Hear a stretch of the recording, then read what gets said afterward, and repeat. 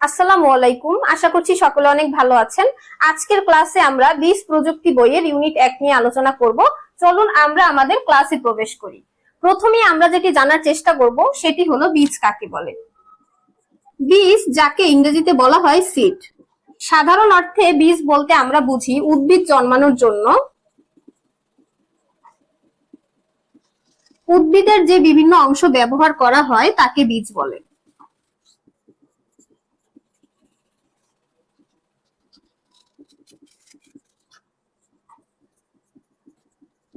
আমরা উদ্ভিদ তাত্ত্বিক ভাবে অথবা বোটানিক্যালি যদি চিন্তা করি,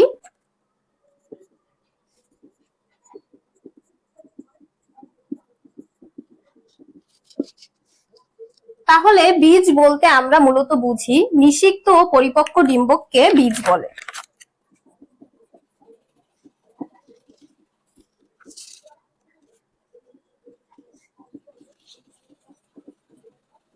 এবার চলুন আমরা বীজের শ্রেণীবিভাগ সম্পর্কে জেনে নিই। বীজের শ্রেণীবিভাগ: কৃষি তত্ত্ববিদ ও উদ্ভিদ তত্ত্ববিদ। কৃষি তত্ত্ববিদ ও উদ্ভিদ তত্ত্ববিদের ধারণা অনুযায়ী বীজকে দুই ভাগে ভাগ করা হয়েছে।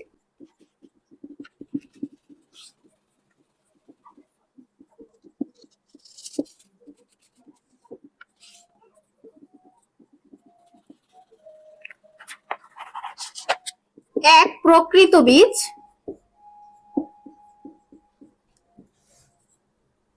এবং দুই, অপ্রকৃত বীজ। এখানে প্রকৃত বীজ বলতে আমরা মূলত বুঝি নিষিক্ত ও পরিপক্ক ডিম্বকের ফলে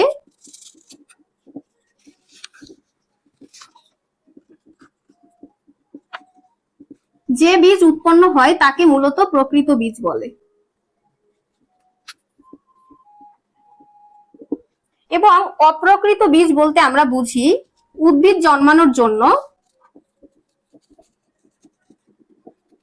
উদ্ভিদের বিভিন্ন অংশ, যেমন পাতা, কাণ্ড, মূল ইত্যাদি ব্যবহার করা হয় তাকে মূলত অপ্রকৃত বীজ বলে।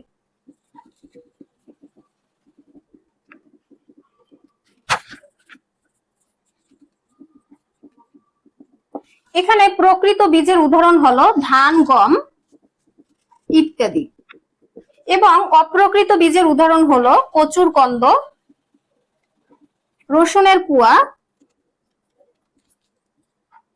কলম ইত্যাদি।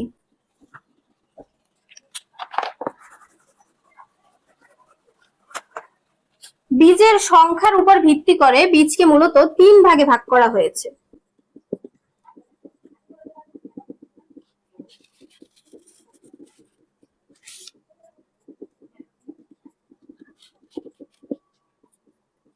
একবীজপত্রী, দ্বিবীজপত্রী এবং বহুবীজপত্রী।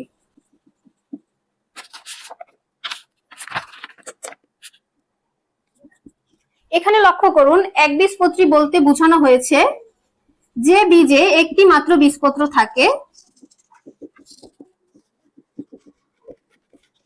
তাকে মূলত একবীজপত্রী বলা হয়, যেমন ধান, গম ইত্যাদি।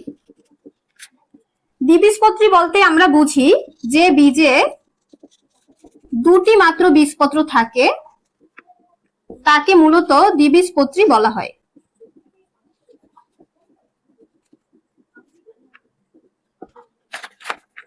যেমন ছোলা, সিম, বরবটি ইত্যাদি। এবং বহুবীজপত্রী বলতে আমরা বুঝি যে বীজে দুইয়ের অধিক বীজপত্র থাকে তাকে মূলত বহুবীজপত্রী উদ্ভিদ বলে, যেমন পাইন গাছের বীজ।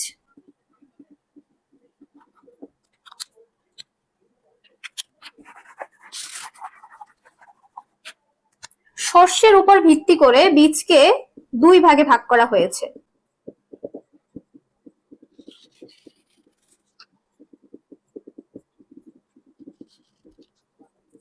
এক, শস্যল এবং 2 অসস্যল। শস্যল বলতে আমরা মূলত বুঝি যে বীজে খাদ্য হিসেবে শস্য জমা থাকে তাকে শস্যল বলে।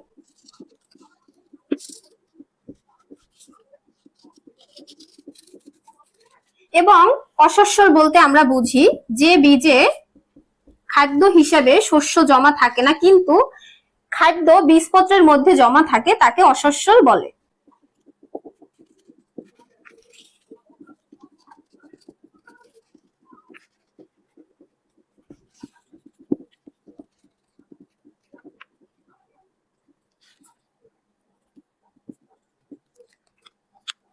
এবার চলুন আমরা জেনে নেই আইসিআইএ অনুসারে বীজকে কয় ভাগে ভাগ করা হয়েছে।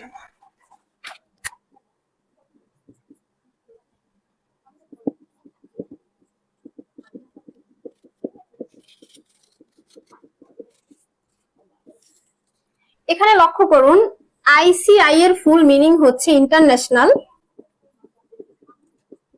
International crop improvement association.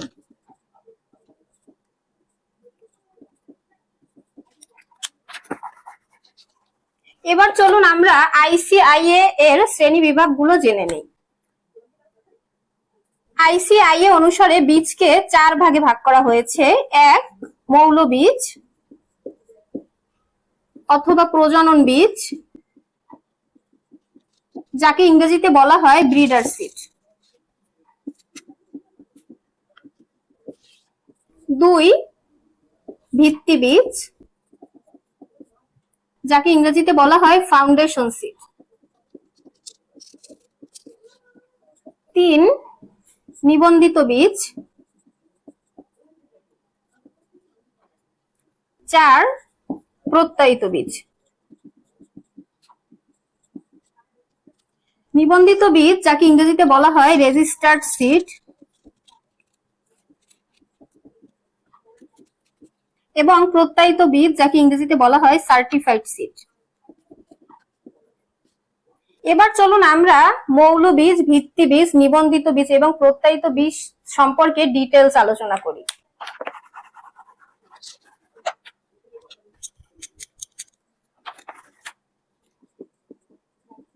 মৌল বীজ বা প্রজনন বীজ অথবা ব্রিডার সিড। মৌল বীজ বলতে আমরা মূলত বুঝি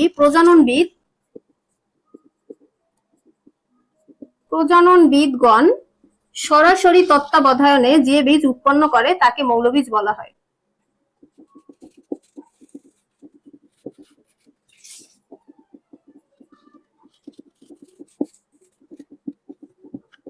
এবং মৌল বীজ থেকে মূলত ভিত্তি বীজ উৎপন্ন হয়।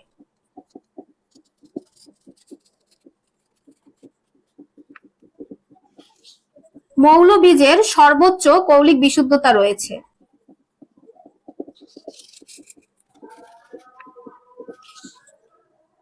এবং সবথেকে গুরুত্বপূর্ণ সেটি হলো মৌল বীজের ট্যাগের রং হলো সবুজ।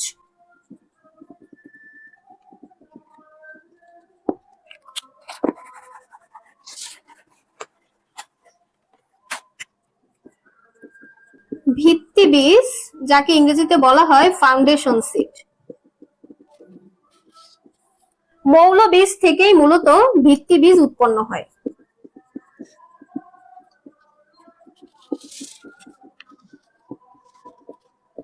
এবং ভিত্তি বীজের ট্যাগের রং হলো সাদা।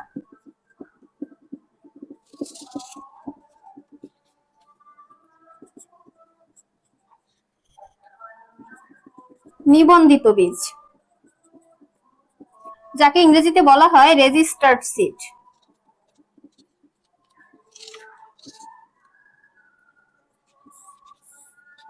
ভিত্তি বীজ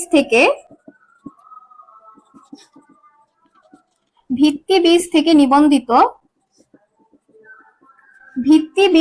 নিবন্ধিত উৎপাদনকারী যে বীজ উৎপন্ন করে তাকে মূলত নিবন্ধিত বীজ বলা হয়।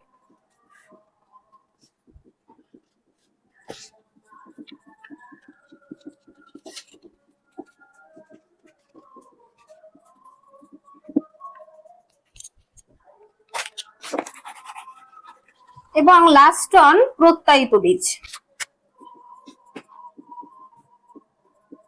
যাকে ইংরেজিতে বলা হয় সার্টিফাইড সিড। ভিত্তি বীজ অথবা নিবন্ধিত বীজ ভিত্তি বীজ অথবা নিবন্ধিত বীজ থেকে বীজ উৎপাদনের সকল নিয়ম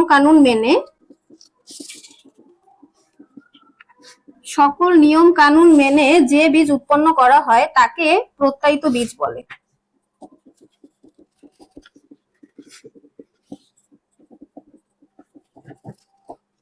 প্রত্যায়িত বীজের ট্যাগের রং হলো নীল। এবার চলুন আমরা বিগত পরীক্ষায় আসা কিছু এমসিকিউ সলভ করি।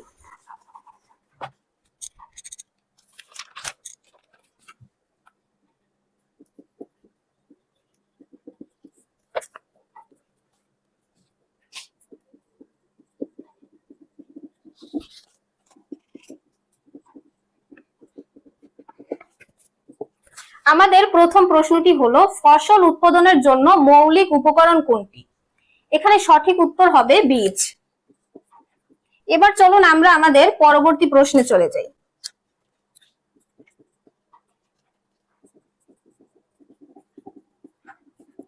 আমাদের পরবর্তী প্রশ্নটি হলো বীজ প্রযুক্তির ধাপ কয়টি?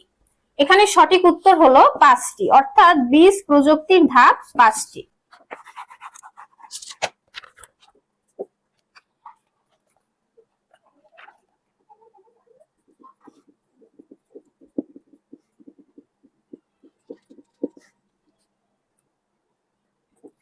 আমাদের পরবর্তী প্রশ্নটি হলো ভ্রূণাক্ষের উপরের অংশকে কি বলে? সঠিক উত্তর হবে ভ্রূণমুকুল। ভ্রূণাক্ষের উপরের অংশকে ভ্রূণমুকুল বলা হয়।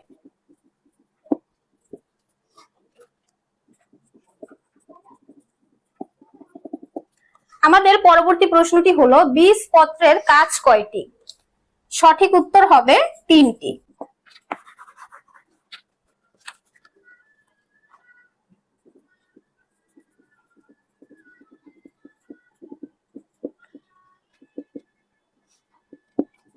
আমাদের পরবর্তী প্রশ্নটি হলো ভ্রূণমূল দ্বারা কি আবৃত থাকে? সঠিক উত্তর হবে কলিওরাইজা।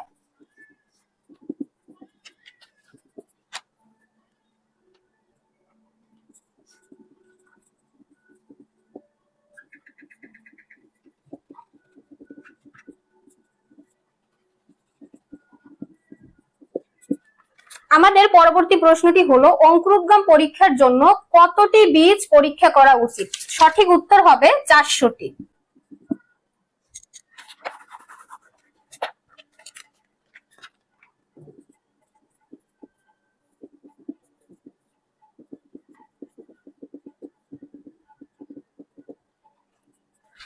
আমাদের পরবর্তী প্রশ্নটি হলো বীজ মাঠে উৎপাদন নিরাপত্তার মাত্রা কত? সঠিক উত্তর হবে 20 থেকে 25%।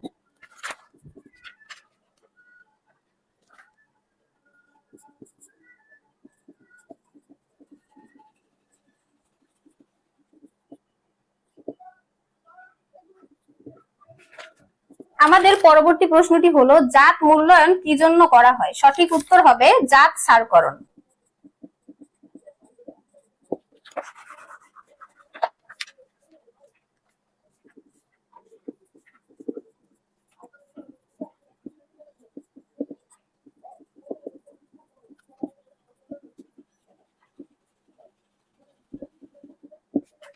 আমাদের পরবর্তী প্রশ্নটি হলো একটি জাত ভালো হতে হলে কোন গুণটি অবশ্যই থাকা দরকার? সঠিক উত্তর হবে ফলন।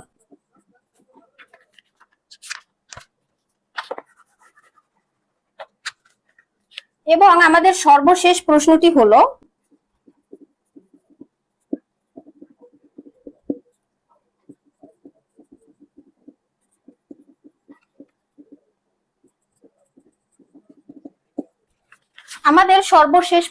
হলো ভালোকে গ্রহণ ও খারাপকে বর্জন বীজ প্রযুক্তির কোন পদ্ধতির মূল প্রক্রিয়া? সঠিক উত্তর হবে বাছাই। আজকের ক্লাস এ পর্যন্তই, পরবর্তী ক্লাসে দেখা হবে। আসসালামু আলাইকুম।